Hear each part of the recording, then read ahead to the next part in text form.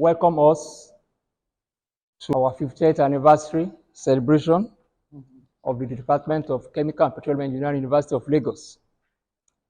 And we want to start our press conference now to be delivered by the acting head of department, Dr. Mrs. Faith Babalola. So on behalf of the organizing committee, I want to welcome all of us and wish all of us a pleasant stay and celebration with us as we are starting this program, which will run for the next 3 days, today, tomorrow, and Thursday. So I want you to help me welcome our head of department for the press conference, Dr. Mrs. Faith Babalola. Thank you very much. Thank you. Thank you very much, our planning committee chairman. Okay. We have to establish some protocols. I want to welcome some of our former head of department, Professor Mrs. Ogunbayo is here. You want me to welcome her? Yeah. Professor Adeosun is here, all the way from the faculty, Department of Met and Math, right? Yes, Met and Math Engineering. Please, you're welcome. Yeah. He's always supporting us. Let me welcome all our staff members. The committee members, thank you so much. And Dr. Akionla is here with us on the high table. You are welcome, sir. Okay, I think we can go straight into the press conference. It shouldn't take much of your time. And then we can take a few questions at the end as necessary. So, ladies and gentlemen of the press, it is with great delight that I welcome you to this press conference on the first day of our 4-day program of events to mark and celebrate the 50th anniversary of the Department of Chemical and Petroleum Engineering, University of Lagos. So this department was founded October 1973, and this is 50 years. Okay, introduction. The University of Lagos was still at a tender age of 10 when the Department of Chemical Engineering was founded, with the first admission of 15 students in October 1973 with A-level certificates for a 3-year bachelor's degree program in chemical engineering. The hard work and vision of the founding head of department, then Dr. A.F. Ogunye, and the support of the Vice Chancellor, Professor A.F. Ade Ajayi, paved the way for the baby department to grow by leaps and bounds. The pioneer class of 1973 was groomed by one of the best assemblages of academic hands, trained in notable institutions of the world. They were A.F. Ogunye, his PhD from Waterloo, O.O. Omatete, PhD California, A.A. Susu, PhD Stanford, A.A. Jeje, PhD Massachusetts Institute of Technology, V.I. Iberson, PhD London, and F.O. Olatunji, MSc London. Growth and achievement. The pioneer class graduated in June 1976, among whom are notable icons in the profession and academia, including Dr. Obonnaya Onu, former governor of Abia State, and former Minister of Science, Technology, and Innovation. Engineer Tony Ogbuigwe, President of the Nigerian Society of Chemical Engineers, and former Group Executive Director, NMPC. And Professor D.S. Aribike, former head of this department.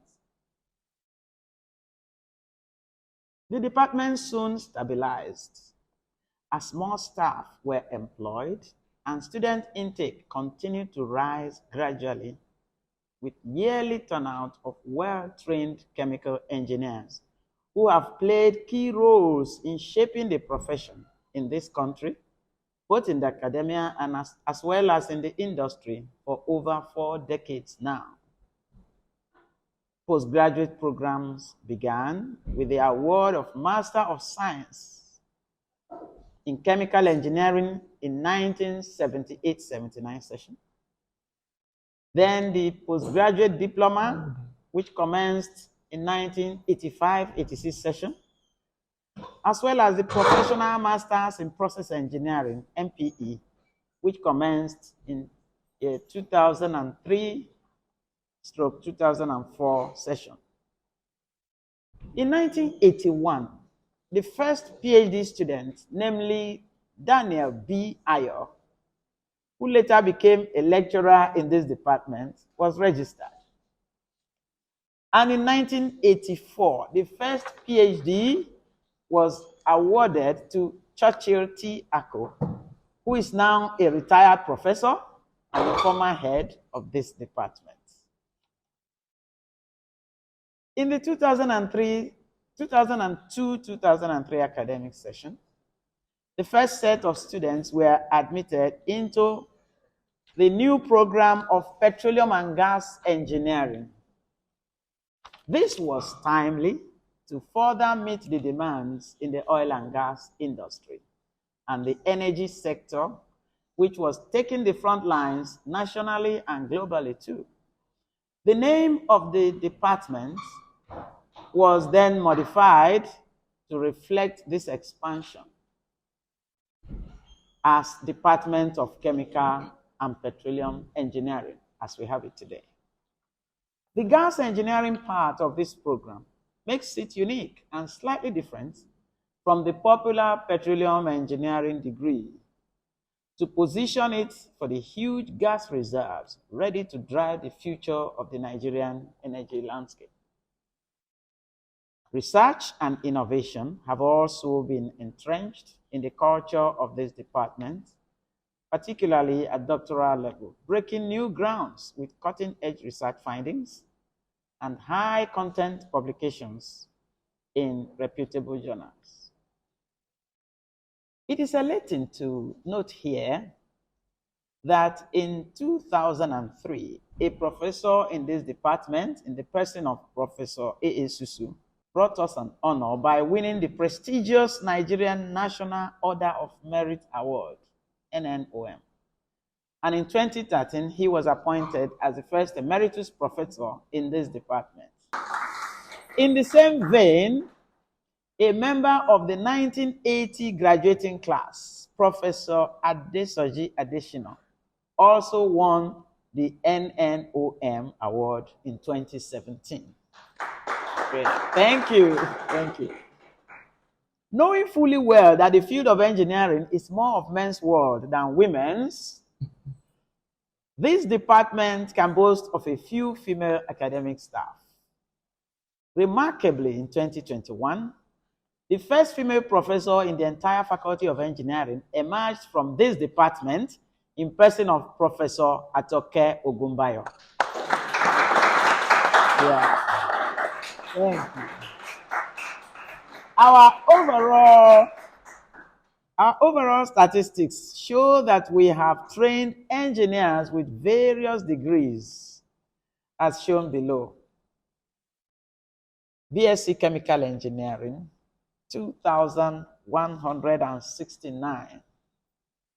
BSc Petroleum and Gas Engineering, 574. PGD Chemical Engineering, 66. MPE Chemical Engineering, 242. MSc Chemical Engineering, 633. And PhD Chemical Engineering, 38. I think that's another place to clap.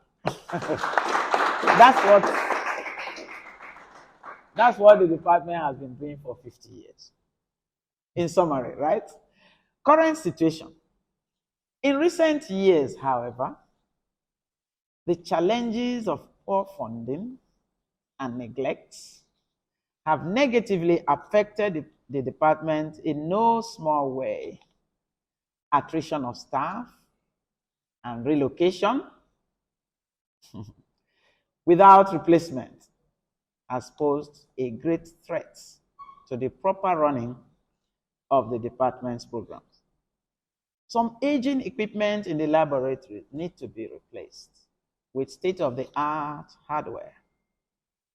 As at today, some functional equipment and a few newly acquired ones, coupled with the unmatched sacrifice on the part of the academic staff who bear the excess workload, in spite of ridiculously poor remuneration, have kept the system running and still producing the best of engineers who outshine their peers nationally and globally.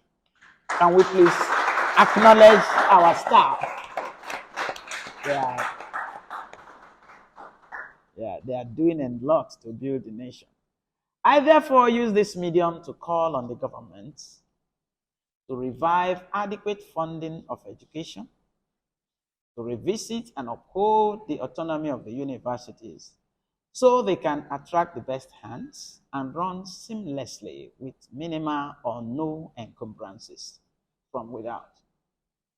I also call upon our alumni community who cannot quantify the benefits they have reaped from this professional and academic cradle, where they were nurtured, to rise to her aid with a sustained commitment to an endowment with annual contributions so that other Nigerian youths can benefit from their gesture, rather than watch it wobble and ebb, or worse still, look away.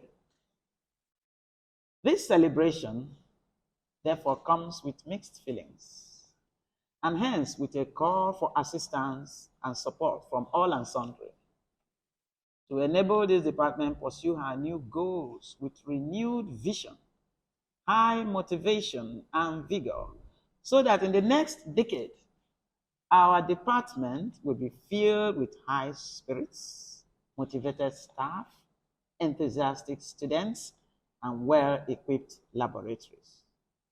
With such positing, this department will be turning out world-class graduates and providing solutions to national problems by collaborating with industry through research and innovation. I wish all our past and present staff, alumni, and current students happy celebration.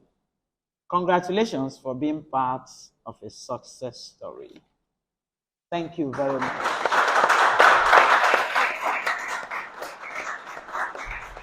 Thank you very much. If you have any questions for the head of department, you are free to ask your questions now. We'll take all the questions, one after the other.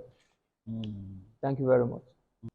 I just want to add this to the issue of having low turnout of PhD graduates. Now, a situation where you don't have funding for the training of PhD students, how do you expect them to come? Abroad, there are funding for them to do this program. And so you have people going overseas for PhD programs.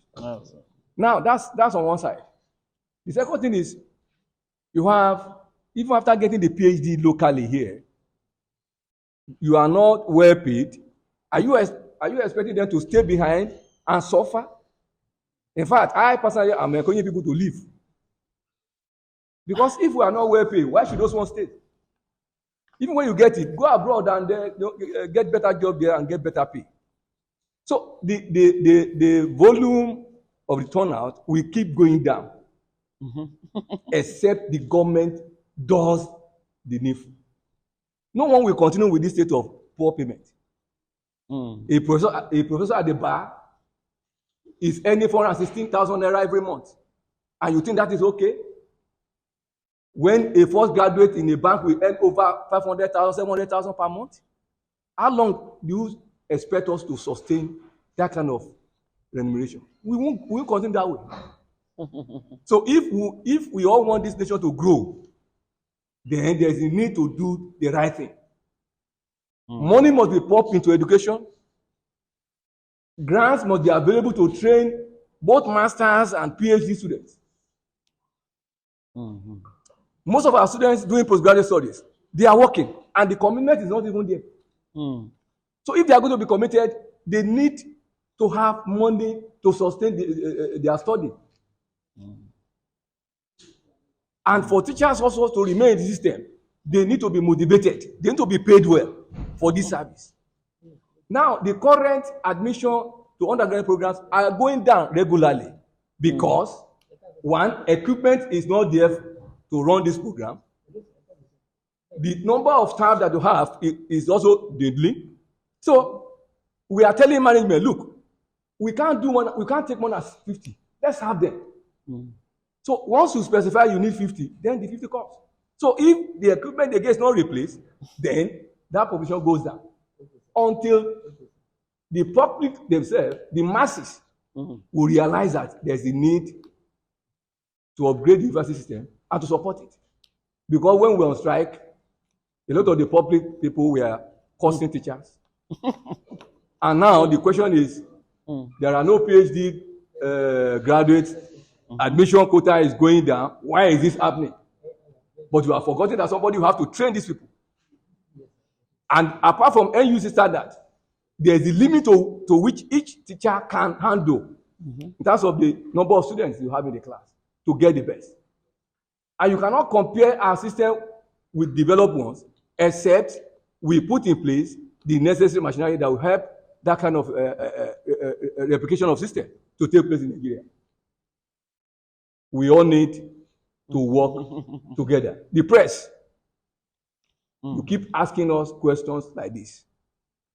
Are you also supporting the system to grow by telling the nation and the masses that the lecturers need to be assisted, that there should be funding adequately for the labs so that their children can also study in this place? Go around and look at the infrastructure we have. This looks like a glorified secondary school. Look at our hostels. Now, there is a need to charge money. People are clamoring, oh, they shouldn't pay. But go to the hostel, see the condition of the hostel, whether we can allow any of our children to reside there. So we need to choose whether to pay little so that our children can have the best of education that they need and then stay in a healthy environment, or we have an environment that looks like a glorified secondary school. There are many secondary schools and primary schools that are better than the university that we have now. The department is 50 years. Look at the infrastructure that we have. We cannot put our meager salary to run the department. The department now doesn't have up to 2 million naira to run in a year. And that 2 million naira that is given is on paper is a budget. Less than 500. They won't get that money for that 2 years. For that 1 year. That million, they won't get it. So please, let's support the university system and our alumni. You really have a lot to do. Equipment, donate equipment. You will be given the quotation for this equipment. Be willing to support it. Go and buy it yourself. Don't give the money to the department. Buy the equipment and donate.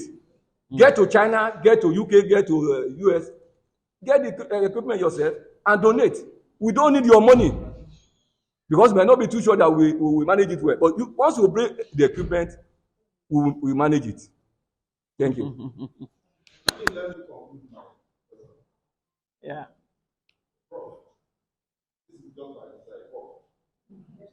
I would like to have an interview with you on these issues you have raised. Because when professors are approached, lecturers are approached, they are not forthcoming. They only ask you to go and see the ASU chairman. But there are issues in department you have raised. Please, after this, I would like to see you. Ma, your cutoff mark, current cutoff mark is 77.15. Am I right? For which of we have two For this programs. current one now. This We current have one. two programs. 2023. Okay, yeah, chemical engineering. Yeah. Yes. And I had earlier mentioned statistics. If students are not patronizing the department, or is it the carrying capacity from NUC?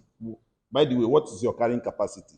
So because if you have a carrying capacity and your cutoff mark is 77 point this, it means many students will not be offered placement. I want to be listening. Then under the former VC Ogudipe, he attracted over 17 billion naira research grant. How many did your department, lecturers in your department get? And then you've talked about JAPA. For me, I want statistics. How many lecturers left this department abroad? Thank you, ma'am.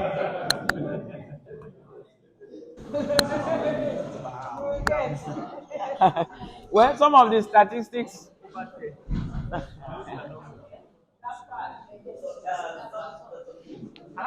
Yes, okay. Yeah. She wants to Can I add just something. give you a very good example? We had a former student who graduated from University College London and was so happy he came back to Nigeria to teach. We are also glad. It was sponsored by PTDF. And he came back to start lecturing with us. And then I was actually, and he came to my office one day. His salary was not even up to 120,000 naira a month. How? So he said, how do you want me to survive on this? He couldn't even get a place to stay. We tried looking for boys' quarters for him to stay. Anyway, to cut a long story short, after about a year or two, the guy jackpot back to England. So he's back in UCL. So that's the story of this country. Like she rightly said, I think it was Professor Adjoshu, at a professor at the bar level, that's the retiring salary, 415,000 naira. What kind of salary is that? He has, after spending many, I spent for 3 years in this department. All my working life was in this department. So you most of us are doing this job out of interest because passion. And those are the older generations. The younger generations don't have that kind of passion. I have to tell you the truth. And they need money, so they don't give the best to the system. And I cannot force them. You can't force them because they have wives, they have kids to feed. On what salary? Salary is not up to 200,000 naira for a lecturer that is lecturer 1 or lecturer 2. Accommodation is not available for everybody. They got to rent their own accommodation. So look, it's a no-win situation. It's a no-win situation. So like we said, it's either the government is ready to fund, or the public should just let us charge the right school fees. Covenant charges over 2-3 million. Babcock charges 6 million naira per year. I'm not a ASU fan. I've never been. So please, yeah, it's the truth. So we need to face the truth now, or else the thing, like she said, it will just crumble. We are struggling. Yeah. What can you do? You have 100 students in the class. You want to give tutorials. You want to give tests. How do you do all that? So of course, the younger lecturers have other businesses outside, and you can't force them. So they can't give 100% of their attention to the school. Yeah. Okay, to answer some of your questions, you want to know how many people have jackpot from this department? If except I count on my hands, there should be more than 10. Yes. Well, in how many years? No, I've not had a retirement. Too. Those who jackpot in let's say 15 in the last 15 years. And then if you add those who retired, maybe another. No, I don't have the exact statistics. I'm just giving you an idea. Maybe more than 10 again have retired. And they were not replaced. You lose about 20 lecturers without replacement. And then now, like some of our professors have said, how can you, even the PhD you want to produce, there should be attraction to it. How can you produce PhD when you don't even have the equipment the person will use to do the work. And then, like you said, what of the grant? Yes, it's only when you have grants that you can do that. But these things require sustainability. You don't lose hands. I mean, old professors retire, and then you don't have new ones coming in so that others can replace them. Even the lag when you are to promote people, somebody will get a promotion, then you backdate it for 4 years. That means those 4 years he ought to have done other things on the new level. It's all part of the sluggish thing. And when these things, when you demoralize people, and then everybody say, go, let us speak for us. Let us speak for us. Well, even if us is speaking as a union, the individuals have their personal morale. And they also bear their personal problems. You get? So if somebody is sick, it's not us who buys the drugs for him or feels the pain for him. So individuals can take their personal decisions regardless of what the union decides to do. And if somebody decides to go, you can't tie him down. You can't tie him down. So you need equipment to train PhDs. In fact, some postgraduate research work now, you can be forced, the supervisor may be forced to modify the topic towards theoretical. Because the equipment you need to proceed in a particular direction is not available. So, the sad thing about this is that with all the challenges we face in this system, they still keep rating us. They say global ranking. You are global ranking. You can be doing something in the lab. That's the technologies. The students will be there doing something in the lab. NEPA will take light. And for the rest of the day, that light will not come. And then God help you if you are dealing with enzymes. You get, which you had calculated some timing. Now, the whole thing becomes a mess. Now, in a system like this, you want to do global ranking. And then you say Harvard is number 3. Why are you number 5 million? Why can't you be number 10 million? Because in the supply that Harvard is receiving, let's rank the input before we rank the output. If you rank the input, you will find out that we are too much. Because if they get what we get, they cannot produce what we are producing. I can say that anywhere. Yeah. So if we produce 1 PhD, clap for us. If we produce 2, we have tried. Because if you see what we are receiving, is it not input that will produce output? So before you rank us with any other university, go and rank what we are being given and what they are being given. You are in your office, you don't have Wi-Fi. You want to rank yourself with somebody in Stanford. And yet, without the Wi-Fi, you are still doing something. If it's them, I'm not sure they can do anything. Because they are not cut out for this kind of treatment. Treatment, I call it really treatment. Yeah. So, any other question? Thank you for your questions. Thank you for your questions. You have made it, the discussion interesting. Good afternoon, everyone. I'm Mashinzo Emmanuel. I'm speaking on behalf of the students.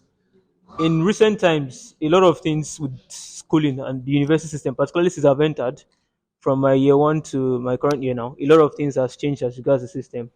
And it's also having like some kind of effect on the students. For example, we're having some of our fees changing, and we have students that want to do things and they don't have so much support. Some of us can't even afford laptops. Some of us cannot afford things that can make us be able to like research well, to stand out with our counterparts worldwide. Yet with what we have, we're able to do some things. But like the comment and the questions anyway, it just goes to us: how can we amplify more support for even the students, and how can students be more of this movement to just ensure that even students and lecturers or researchers, everyone can be at the receiving end from when things get better.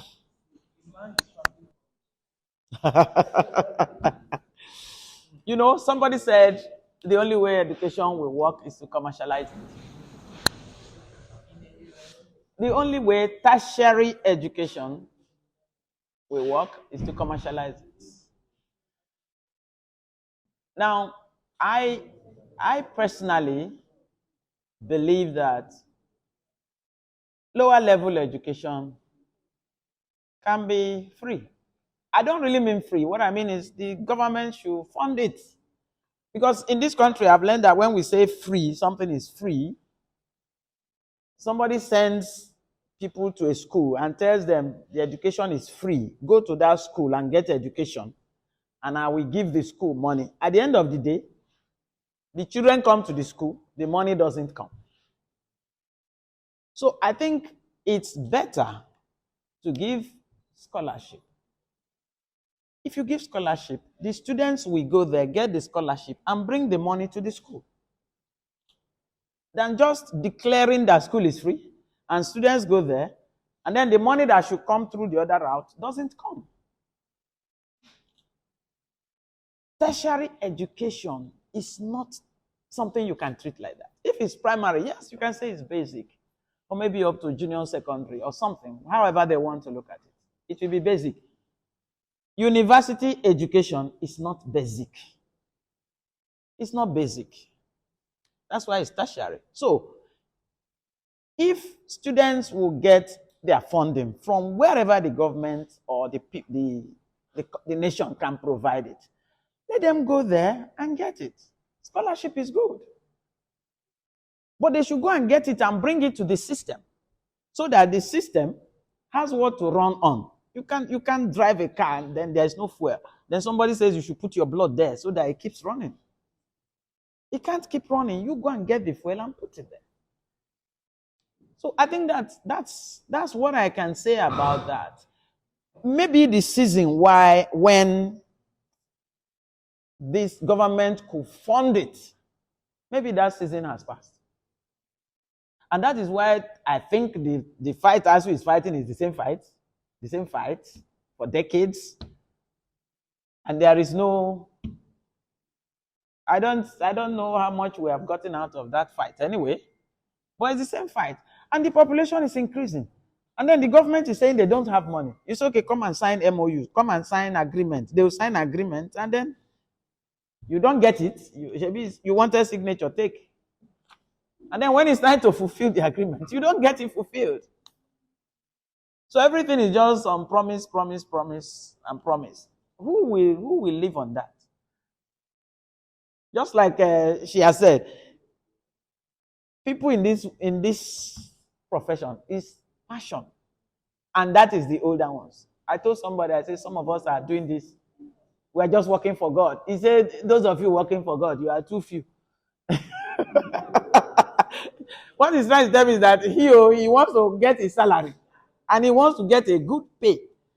So if somebody with a PhD cannot pay his children's school fees, how do you think that is attraction for another person to come and do PhD? A colleague told his friend that he has even taken loan to pay his primary school fees for his own children. And the colleague said, you don't have a job. He has a PhD. The colleague probably has a first degree and is in the oil industry. So that one sent him money and said, you don't have a job. How do you encourage PhDs? In fact, this 38 is excellent. Let's hope that we are doing all this pleading for support so that it doesn't come to zero. Because the way it is going, they want it to ground to zero. And those who get will leave the country. Not that some of us, once you get your PhD, you are plowed back into the system. And then the turnout continues. But now you get the PhD and they go out. I just called one and said, we may soon advertise. We don't know when government will allow us. I don't know why we are not allowed to employ. Anyway, this is almost 6 years or more. You can't employ. So I called somebody who finished PhD from here recently. Oh, I tried to reach him. I couldn't reach him. So I called another person who knows him. He said, that one. He has gone to a private school. They have sent him for postdoc. fully funded. If he's here, he won't get it. So the students that also want, in response to your question, the students that want these things, now things have changed, school fees has come. The students that want everything to be good, do you want to come to a system without paying, and when you get there, there is nothing for you? We were submitting what we needed in the labs. I say, methanol costs money. And somebody say, give them water now. So students, do you want to come here and use water instead of methanol? If you want the real thing, it costs money. Who is going to pay for it?